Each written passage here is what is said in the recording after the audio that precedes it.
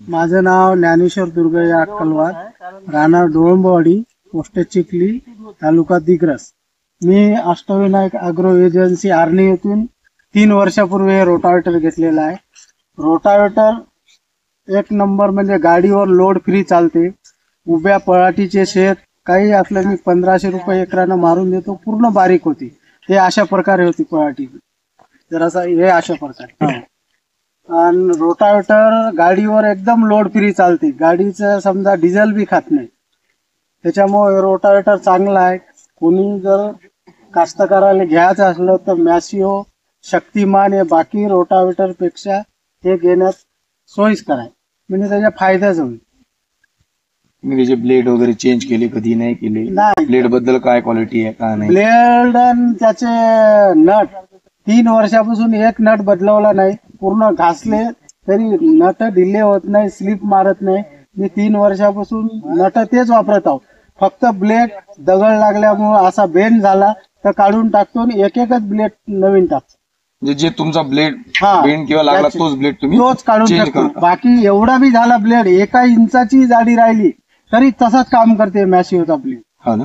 हो, त्याला काय 3 एवढा मोठा पाहिजे असं काहीच नाही. 1 इंच राहू द्या, फक्त शेप पहिले कंपनीचे आहे ते शेप मध्ये राहिला तर ते तसाच ठेवू शकतो आपण.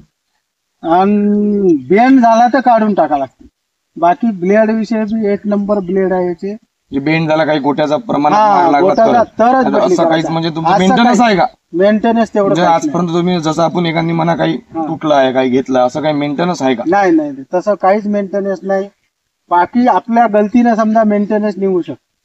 जर आपण त्याचं व्यवस्थित पाहिलं नाही. गिअर साईडले जर तार गुंपले तर तार घुसून ऑइल सील फुटू शकते. बरोबर. बाकी असं कामाबद्दल मेंटेनन्स नाही आहे.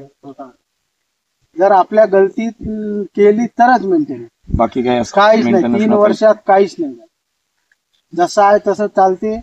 आणि हे रोटावेटर घेतल्यापासून जास्तीत जास्त भाडे बी भेटत आहे आपल्याला. सगळ्यात मेन पॉइंट तो आहे. हो, म्हणजे तुम्ही रोटावेटर घेऊन हो. वस्तू चालवून तुमचे ड्रायव्हर हे हो. तुम्ही पण म्हणजे समाधानी आहे सगळ्या समाधानी आहो. गोष्टींनी. डायरेक्ट गाडी आम्हाला आता समाधानी, 20-25 शेतकरीला एका महिन्यापासून गाडी उभी नाही. रोजचे असे पळाटी भरलेले शेड डायरेक्ट गव्हासाठी एका वेळेस बुक्का करून देऊन टाकतो आम्ही. हा ना. एका दिवसात कास्तकाराला पेरणी योग्य जमीन पूर्ण एक दिवसात जर पळाटी तुम्ही गवत 5-6 एकर भेटलं का हो. एकरी दुनांमध्ये तुम्ही दुसऱ्या दिवशी डायरेक्ट पेरणी एकेरीमध्ये होते. जर कोणती जमीन कडक असली तरच. हे आता जमीन समजा साधारण आहे तर एकेरीमध्येच आहे ना. आता संध्याकाळी 4 वाजता गहू पेरणार आहे. एकाच्या तरी 2-3 काम. एवढे हितभराचे तुकडे आहे, शरीर लागून जाते. कास्तकाराचं काम लवकर होतं. बरं. या रोटावेटर पासून समजा समाधानी आहे. कंपनी पासून बी आपण पैसा वसूल झालेला, एकाच वर्षात पैसा वसूल. तेच आहे ना. कसं आहे, कोणतं गोष्ट म्हणल्यानंतर हो. मेन गोष्ट समाधान आहे का नाही. मी गेल्या वर्षी 70,000 रुपये नफा कमवला होता या सीझन. हा, विदाउट मेंटेनन्स. Without maintenance. उन्हाळ्याचं सोडून. हा हा.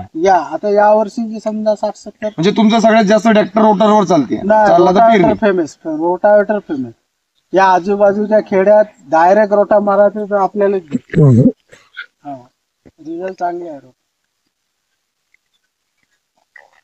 तर चांगलंच आहे, पण आमच्या एजन्सीवाले योगेश भाऊची सर्व्हिसिंग बी एकदम चांगली आहे. मला ज्यावेळेस कशाची गरज असली तर पार्ट फोन केल्याबद्दल पार्ट काढून राहायचे. असं मेंटेनन्स साठी हे पार्ट म्हणजे नाही. तुमचं मेंटेनन्स येतो तुम्हाला थांबाचं काम आज काय नाही, पडलं नाही, नाही. कुठंच की वस्तू नाही हे नाही ह्याबद्दल कामाचंच काम नाही पडलं. फोन केला की बस योगेश भाऊ तिथं पार्ट काढून हजर राहते. हा. असं म्हणजे पार्ट नाही म्हणून कोण्या दिवशी आपली गाडी बंद राहते. नाही. अर्ध्या घंट्यात आपल्याला कोणताही पार्ट भेटते या रोटावेटर. काही हे झालं तरी अवेलेबल. त्याच्यामुळं आपण एजन्सी तर्फे समाधानी आहोत.